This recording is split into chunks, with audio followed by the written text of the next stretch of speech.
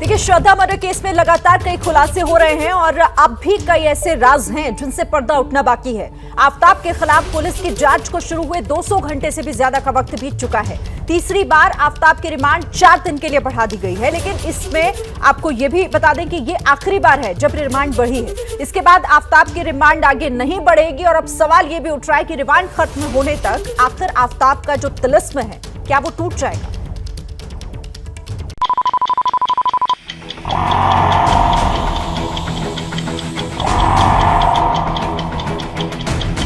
200 घंटे की जांच में क्या मिला? ये जंगल का हिस्सा है जहां पर पुलिस सर्च कर चुकी है और इससे कुछ दूरी पर ही तालाब है। ये आप देख सकते हैं कि ये जो तालाब है ये चारों तरफ से जंगल से घिरा हुआ है।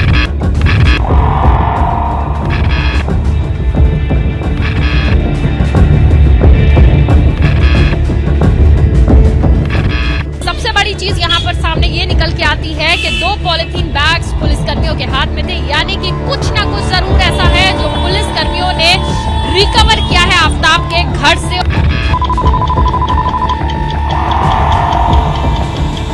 श्रद्धा हत्याकांड की 80% जांच पूरी हुई। श्रद्धा के जो शव के टुकड़े थे उसको इस फ्रिज के अंदर रख दिया जिससे कि लाश में से बदबू नहीं आए। इतना ही नहीं, अगरबत्ती का भी इस्तेमाल किया गया।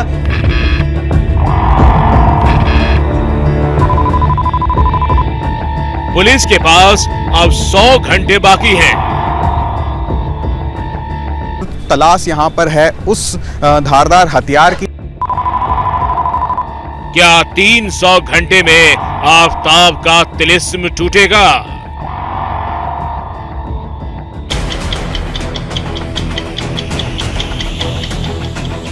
आफताब के गुनाहों के हिसाब में जुटी दिल्ली पुलिस के लिए हर बीतता घंटा एक चुनौती है।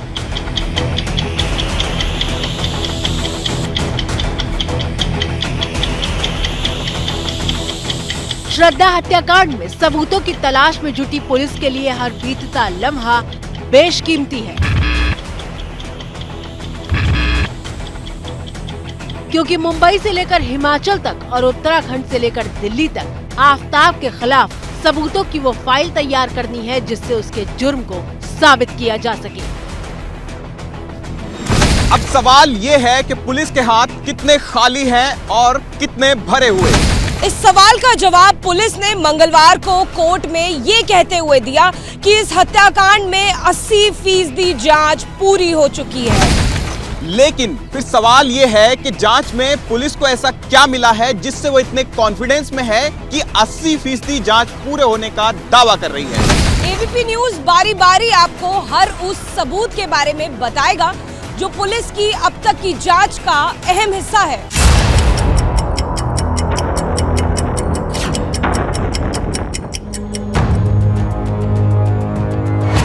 टीवी स्क्रीन पर मेहरौली की गली नंबर 1 में पहले माले पर वो फ्लैट मौजूद है जिसके भीतर 18 मई की रात श्रद्धा की हत्या की गई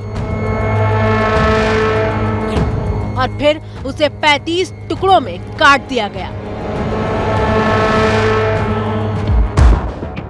श्रद्धा हत्याकांड में सबसे अहम है इस फ्लैट में मिले खून के धब्बे।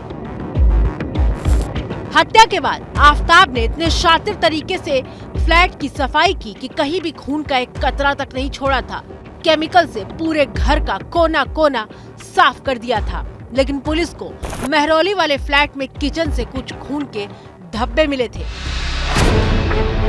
सिर्फ किचन ही नहीं, अब बाथरूम की टाइलों के बीच से भी खून के कतरे मिल चुके हैं। सीएफएसएल ने आफताब के फ्लैट के बाथरूम से खून के कतरे बरामद किए हैं।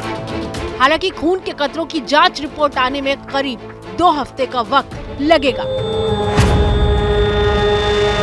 आफताब ने पुलिस के सामने कबूल किया था कि उसने श्रद्धा की हत्या के बाद शव को बाथरूम में छिपा दिया था और बाथरूम में ही शव के 35 टुकड़े किए थे और लगातार शावर चलाकर खून बहाता रहा था।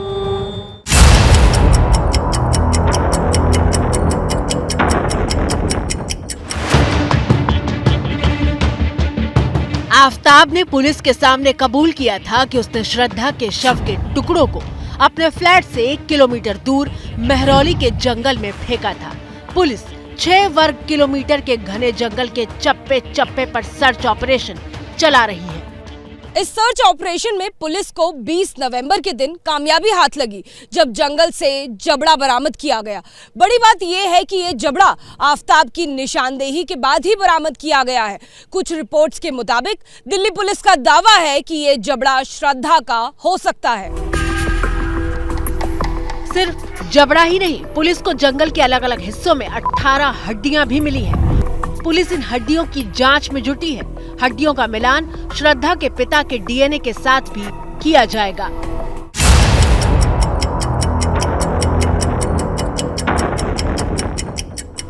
दिल्ली पुलिस के पास सबूतों की फेहरिस्त में तीसरे नंबर पर मौजूद है वो कच्चा नक्शा, जिसे आफताब के फ्लैट से बरामद किया गया है।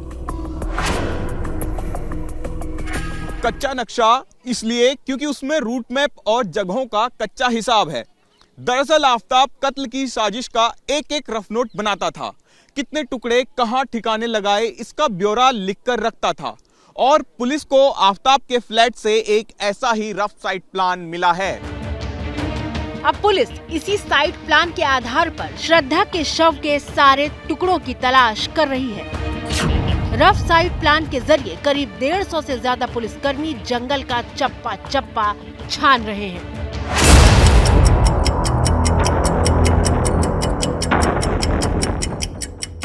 पुलिस को तलाश है उस हथियार की जिससे आफताब ने श्रद्धा के शव को 35 टुकड़ों में काटा था। वो हथियार तो पुलिस को अब तक नहीं मिला है, लेकिन एक हथियार नुमा चीज आफताब के फ्लैट से बरामद की गई है, जिसे जांच के लिए भेजा गया है।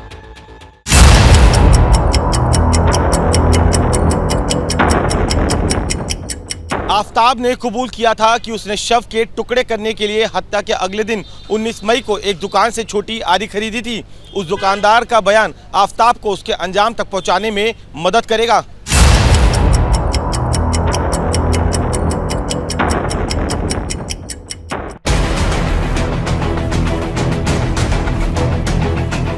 अठारह मई से पहले और 18 मई के बाद, यानी हत्या से पहले और हत्या के बाद आफताब की मूवमेंट का पता लगाने के लिए पुलिस ने इलाके के सीसीटीवी फुटेज को खंगाला।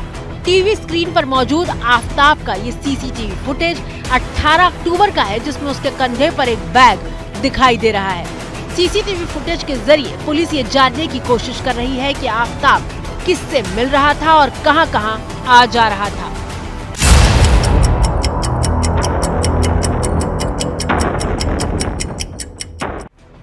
पुलिस को श्रद्धा के खून से सने कपड़ों की तलाश है, वो कपड़े जो उसने हत्या के वक्त पहने हुए थे।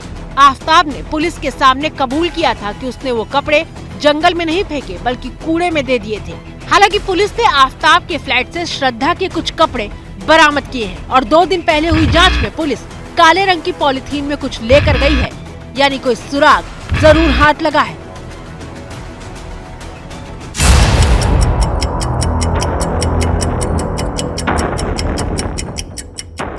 श्रद्धा की हत्या के अगले दिन यानी 19 मई से आफताब की मोबाइल लोकेशन को जांच का आधार बनाया गया है। आफताब की मोबाइल लोकेशन के आधार पर पुलिस ने एक रूट तैयार किया है और इस पूरे रूट पर तलाशी ली जा रही है। आफताब ने जिस हथियार से श्रद्धा की हत्या की, उस आरी को फेंकने के लिए वो कैब से गुरुग्राम गया था। पुलिस सूत्रों के मुताबिक आफताब ने पूछताछ में बताया कि आरी और ब्लेड उसने गुरुग्राम के डीएलएफ में अपने ऑफिस के नजदीक जंगल में फेंके थे। पुलिस गुरुग्राम में कूड़ा बीनने वालों से भी पूछताछ करने वाली है।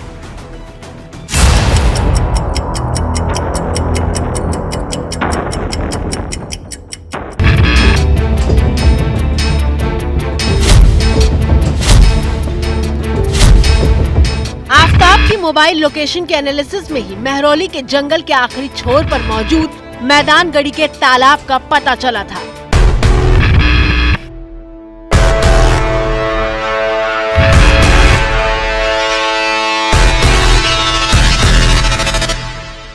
आफताब ने पूछताछ में बताया था कि उसने श्रद्धा का सिर जंगल के पास किसी पानी वाली जगह पर फेंका है।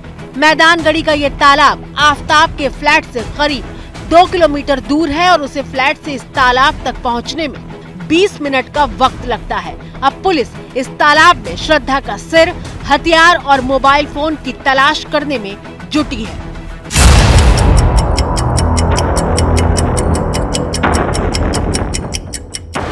54,000 रुपए। श्रद्धा हत्याकांड में ये रकम इंसाफ की सीढ़ी से कम नहीं है। 54,000 रुपए का ऑनलाइन ट्रांजैक्शन ही श्रद्धा हत्याकांड का पहला साक्ष्य है, जिसने सबसे पहले आफताब को बेनकाब किया। कहते हैं अपराधी कितना ही शातिर क्यों ना हो, अपने पीछे सबूत छोड़ ही जाता है। कुछ ऐसा ही आफताब ने भी किया। 26 अक्टूबर को मुंबई पुलिस ने पहली बार आफताब का बयान दर्ज किया था। आफताब ने बताया कि 22 मई को झगड़े के बाद श्रद्धा अपना फोन लेकर घर छोड़कर चली गई थी। पुलिस ने जब श्रद्धा का फोन ट्रेस करने की कोशिश की और बैंक डिटेल खंगाली तो पता चला कि श्रद्धा के फोन से 22 से 26 मई के बीच ऑनलाइन ट्रांजैक्शन हुआ है। श्रद्धा के बैंक अकाउंट से 54,000 रुपए आफताब के खाते में आए और जब पैसा आफताब के खाते में आया उस वक्त श्रद्धा के फोन की लोकेशन छतरपुर में ही थी। इसके बाद जब 11 नवंबर को वसई पुलिस और दिल्ली पुलिस ने एक साथ पूछताछ की तो आफताब ने कबूल किया कि उसी ने श्रद्धा के मोबाइल से पैसे ट्रांसफर किए थे।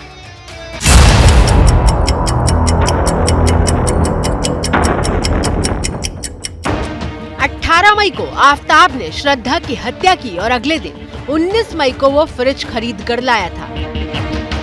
फ्रिज इसलिए खरीद कर लाया था ताकि शव के 35 टुकड़ों को उसमें रख सके। 19 मई को 25,000 की कीमत चुकाकर खरीदा गया डबल डोर के फ्रिज का बिल आफताब के गुनाह की 8वीं गवाही है। 5वें महीने की बात है, कुछ याद नहीं है। जैसे कस्टमर बहुत सारे आते हैं तो ऐसा कुछ याद नहीं है। भाई डबल डोर परचेज करके ले गया था फ्रिज 260 लीटर का। 260 लीटर का। तो कुछ ऐसा कुछ याद आ रहा हो, उसने कुछ डिमांड बताई हो, कितना बड़ा फ्रिज चाहिए, क्या चाहिए हो? अलग अलग तरीके के कस्टमर आपके पास आते हैं। नहीं, ऐसा कोई याद नहीं है। कुछ याद नहीं है। तो क्या कुछ बार्गेनिंग भी की थी उसने या सीधा आते ही डबल डोर फ्रिज मांगा था या बड़ा फ्रिज मांगा था? नहीं, 25,300 की बिलिंग की है हमने, पर बार्गेनिंग नहीं की होगी या ये कुछ याद नहीं है। बिल है 25,300 का।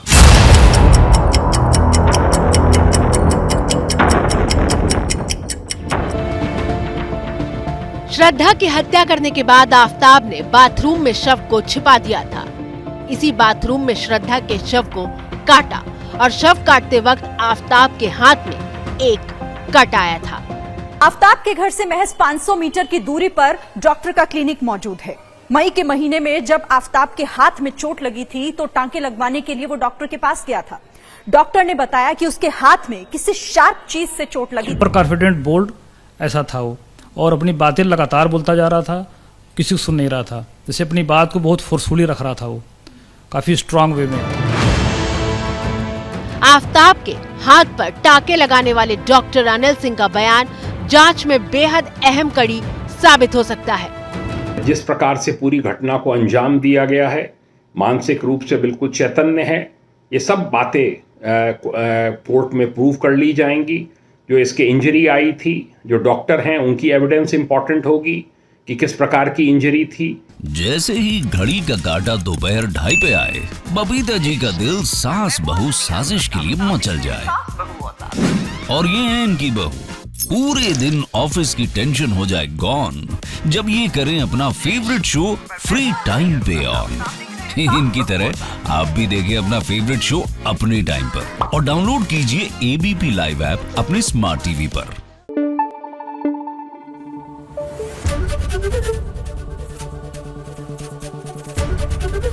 एबीपी न्यूज आपको रखे आगे।